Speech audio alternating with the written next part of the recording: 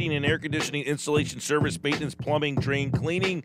609-641-6440. JenkinsPlumbingHeating.com. All right, here we go. Bob Wankel with the Phils. What's so funny? What you are like in 6s and 7s over there? I got to imagine the day that you're having today, talking through the Sixers, and then you turn the page to the Phillies, and it's just like you just got to be loving life right now on a Monday, Mike. Yeah, I will say the text board has been humorous. The video chat has been interesting. The phone calls today, which, I typically don't take a whole heck of a lot, but I figured one day that I would allow some people to vent and get it out. It was probably a mistake, but that being said, it has been interesting to say the least. Now, I don't know. The Phillies are playing all weekend. Who knew, by the way, right? You didn't tune into Peacock this weekend? It's not like I'm anti-Peacock or any of that. I just, it's like I'm outside on my porch, and I'm not like, I watched the game Friday night, the Sixers game I put on my porch, and I don't have Comcast outside, so I'm like, eh. And then Saturday had its own little day, and my buddy I yelled at my buddy. I'm calling him a cheap ass. The guy makes like high six figures, and I'm like, dude, you don't have cable? We couldn't watch game 7 of the I'm like, for $150, just get cable, dude. Just get it. So I said, well, do you have Peacock? And he looked at me like I was a nut. I was off on Saturday, and I was at a local establishment, and I said, oh, my God, they don't have the game on. They don't have Peacock, right? Well, Saturday, right. Saturday took an interesting turn for me. I had no plans to do what I did, and we ended up at an establishment early, like 2. The next thing I know was about 8:30, and I'm still at this establishment, and I noticed, hey, they don't have Peacock, do they? I'm watching golf inside of but it didn't go so well for the Phils this weekend. Well, no, you didn't miss a ton if you were looking for good baseball. I mean, Saturday was a nice offensive output. They were able to get one in San Francisco despite Aaron Nola's efforts or lack of efforts, and what a mess that's turning into. But no, listen, I talked to you, I guess Friday it was, and I said they got to get 2 out of 3 this weekend. They got to find a way to split this road trip, go 3-3, and they just don't. And I guess I don't mean that from a sense that they have to be 3-3 because of the standings. Like the difference between 3 and 4 games coming into today isn't the end of the world, but they just don't inspire any confidence. It's just week after week. You look at how things lay out. And you say, finally, maybe they can get on a little run here. Maybe they were playing pretty good baseball before they left, and they just cannot win on the road. I mean, they're 13-23 on the road now. They've won 1 of 12 road series away from Citizens Bank Park this season. You can do all the mental gymnastics in the world that you want to try to get this team to be a fringe playoff contender, but they just don't do it. They don't do it consistently enough for me. Well, and if you follow Bob on Twitter, you'll read almost the same tweet every day. They can't catch the ball. One pitch into the game, you can't catch the ball. And that, to me, it's like you're watching the Sixers. Ben Simmons doesn't want to go to the line because he doesn't want to get fouled because he doesn't want to go to the line. This team can't field the ball. They both have a limitation that is now almost entering the psyche of who they are. You know how we were talking about like a week or two ago, how the Phillies were starting to put together quality at bats with 2 strikes, putting the ball in play, first to thirds, and that creates momentum for a team, right? Like you watch guys grind through at bats, and that rubs off. There's a momentum effect to it. I really think, and Zach Eflin certainly deserves his share of blame for what happened yesterday, giving up 4 home runs to the Giants, but right out of the chute, Rhys Hoskins, brutal error, first pitch of the game. And it just sets a tone, and it sets a bad momentum for the rest of the game. And, batter later, it's 2-0.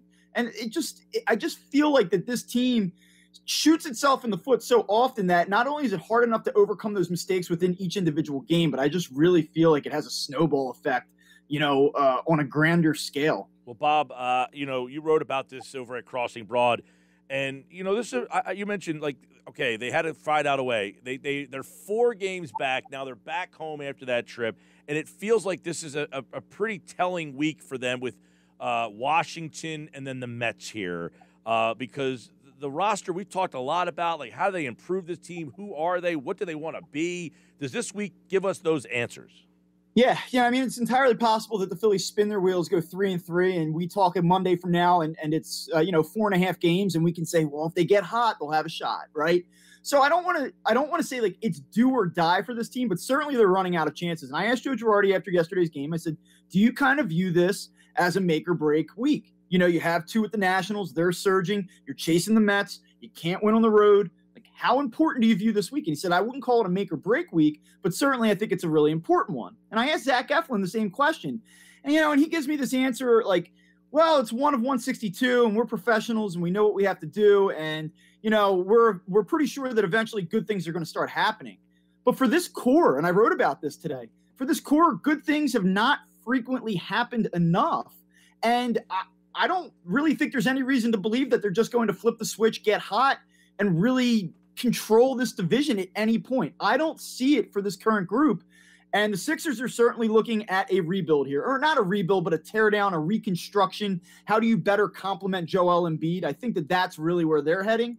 And I think the Phillies are running out of opportunities to avoid the same fate. They're going to have to reconstruct this thing on a larger scale if they can't get it together here in the next 5 weeks. Yeah, I know, you know, you're kind of hinting that, you know, they could do something with the roster. I mean, you think Dombrowski makes that decision based on, all right, we're 8 games out. I mean, they got the Marlins, by the way. They got that Reds game stuck in there. But they could be 8 games out of this thing by the time they get to July 4th, right? Yeah, I think anything's possible with this team. Certainly bad things are very possible with this team. I will tell you this. I would expect if things don't go well here over the next month that Dave Dombrowski will look to sell.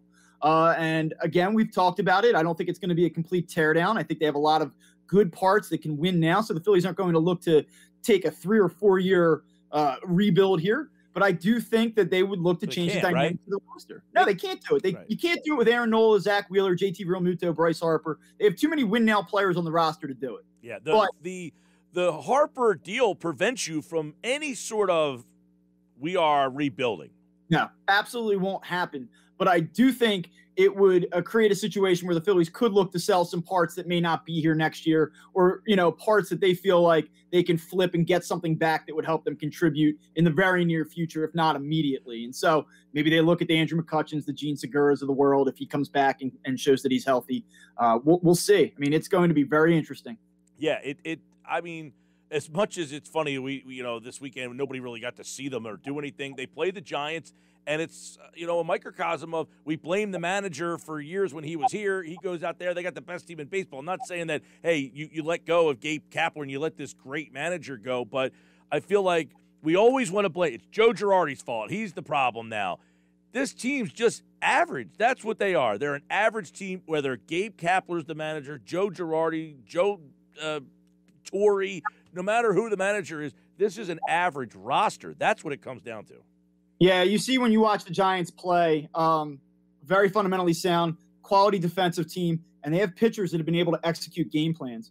You know, Andrew Bailey, local guy, South Jersey, pitched with the Red Sox. He's pitching coach out there, 37 years old, young. It's a progressive hire.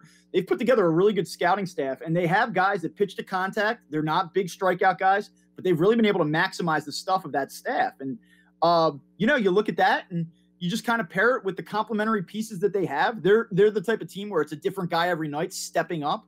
They're the antithesis of what the Phillies have become, or what the Phillies have been now for forever, it feels like. Any bright spots this weekend that you can shed a light on? Sure, Rhys Hoskins was swinging the bat a little bit better. He's coming back into his next little run here, it looks like, where he'll get hot. But no, I mean, JT Realmuto had a nice day on Sunday, struggled on Saturday. I mean, they have individual performances where you say, oh, yeah, you know, I feel really good about this. But overall, it's just very discouraging. Again, Spencer Howard yesterday. They pull him out of his start. They use him in relief yesterday late. He was good the first inning. He was horrendous the second inning. I hate the way that they're using him right now. There's just not a consistent plan. I think it was Matt Breen, I'm not entirely sure, wrote that he thinks that and I apologize if I'm speaking and this isn't true, but I believe it was Matt Breen who said he thinks that Spencer Howard should be in AAA, and I agree with that. I think that they need to figure out mechanically what's wrong, why he's laboring so much, where the fastball velocity is going. They got to get him right. And pitching him in the 7th inning one day, the next turn through the rotation, starting him for 3 or 4 innings, I just don't see how he's going to find the consistency in his work to really make the tweaks necessary to be successful long term. They have a lot to feel bad about right now, Mike. Not only that, they have a lot to feel bad about. They have a lot of work to do because of the limitations with the payroll situation. I mean, they don't want to spend money either. Yeah.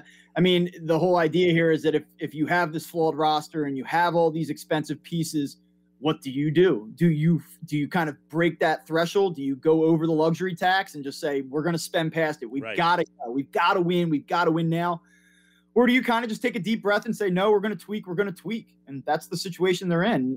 If I were John Middleton, I know nobody really wants to hear this, but I would be reluctant to want to spend past the luxury tax. Well, the guys that are here have not proven worthy of it. 4 games back. They're off tonight. Washington tomorrow and Wednesday, a little 2-gamer, and then off to Citi Field to play the Mets. And you'll get DeGrom on Saturday. You get Stroman. So, you're getting stuck facing 2 of their guys. So it's an interesting week for them. They got that Reds game next Monday. That's a makeup from a rainout. And then the Marlins, who have absolutely been a problem, a good San Diego team, right up to the 4th of July. So we will check in with where they are up to that point. Because guess what, Bob? They're the only team in town now, so everybody's paying attention to you.